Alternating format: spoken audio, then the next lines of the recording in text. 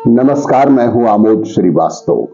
Amazing thought, amazing message, amazing information की दिशा में आज एक कदम और आगे। आज के इस चिंतन का विषय है हां और ना, ओशो वाणी से साधारण। डेल कार्नेगी कहता है कि अगर किसी को प्रभावित करना हो, किसी को बदलना हो, किसी का विचार रूपांतरित करना हो, तो ऐसी बात मत कहना जिसको वह पहले ही मौके पर ना कह दे। क्योंकि अगर उसने पहले ही ना कह दी तो उसका ना का भाव मजबूत हो गया। अब दूसरी बात जो हो सकता था पहले कही जाती तो वह हां भी कह देता, अब उस बात पर भी वह ना ही कहेगा। इसलिए पहले दो चार ऐसी बात करना उससे जिसमें वह हां कहे, फिर वह बात उठाना जिसमें साधारणतः उसने ना कही होती।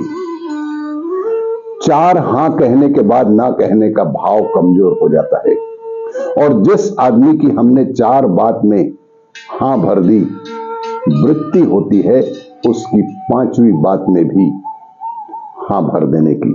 और जिस आदमी की हमने चार बात में ना कह दी तो पांचवी बात में भी ना कहने का भाव अवश्य ही प्रगाढ़ हो जाता है।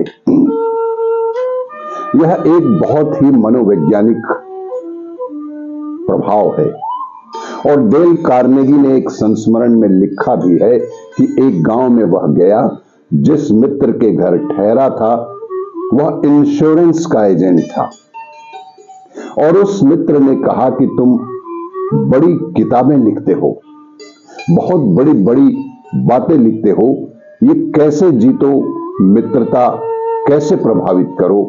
इस गांव में एक बुढ़िया है, अगर तुम उसका इंश्योरेंस करवा दो तो हम समझे नहीं तो सब बातचीत हो जाएगी। डेल कार्नेगी ने बुढ़िया का पता लगाया। बड़ा मुश्किल काम था, उस बुढ़िया को हां कहलाना बहुत ही मुश्किल काम था, क्योंकि उसके दफ्तर में ही घुसना मुश्किल था। जैसे ही पता चलता कि इंश्योरेंस एजेंट, उसे वहीं से वह बाहर भगा देती। बुढ़िया 80 साल की विधवा थी, करोड़पति थी, बहुत कुछ उसके पास था, लेकिन इंश्योरेंस के बिल्कुल खिलाफ ही रहा करती थी। जहां घुसना ही मुश्किल था, उसको प्रभावित करने का मामला बिल्कुल अलग सा था, और शायद बेहद कठिन भी था।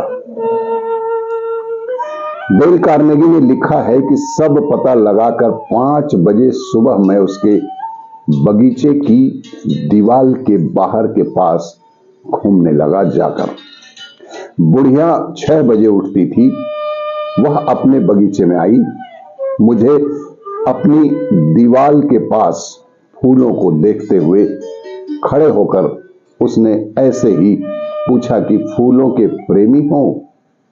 तो मैंने उससे कहा कि फूलों का मैं प्रेमी हूं और जानकार भी हूं। बहुत गुलाब देखे सारी जमीन पर, लेकिन जो आपकी बगिया में गुलाब है, इनका पूरी दुनिया में कोई मुकाबला ही नहीं है।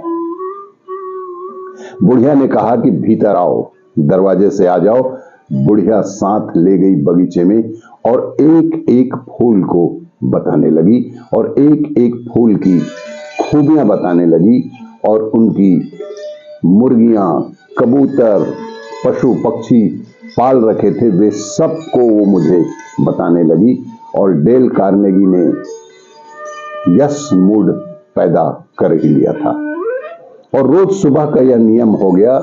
दरवाजे पर बुढ़िया उसके स्वागत के लिए तैयार रहती, और दूसरे दिन बुढ़िया ने चाय भी पिलाई, नाश्ता भी कराया, और तीसरे दिन बगीचे में घूमते हुए उस बुढ़िया ने पूछा कि तुम काफी चतुर और होशियार और कुशल और जानकार आदमी मालूम पड़ते हो, इंश्योरेंस के बाबत तुम्हारा क्या ख्याल है? इंश्योरेंस के लोग मेरे पीछे पड़े रहते हैं, यह योग्य है, करवाना है कि नहीं? तब डेल कार्नेगी ने उससे इंश्योरेंस की बात शुरू की, लेकिन अभी भी कहा नहीं कि मैं इंश्योरेंस का एजेंट हूं। उसे बिल्कुल नहीं बताया, क्योंकि उससे ना का भाव पैदा हो सकता है।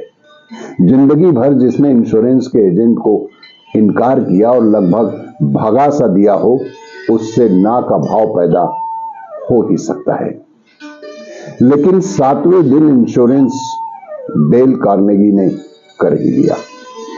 जिससे हां का संबंध बन जाए, उस पर आस्था बनती शुरू हो जाती है, और जिस पर आस्था बन जाए, भरोसा बन जाए, उसको ना कहना मुश्किल होता चला जाता है। अंगुली पकड़कर ही पूरा का पूरा हाथ पकड़ा जा सकता है जनाब। जी हां, उंगली पकड़ने के बाद ही हाथ और कंधे पर आप पहुंच सकते हैं। तो श्रुति अज्ञानी से ऐसी भाषा में बोलती है कि उसे हां का भाव पैदा हो जाए, तो ही आगे की यात्रा है।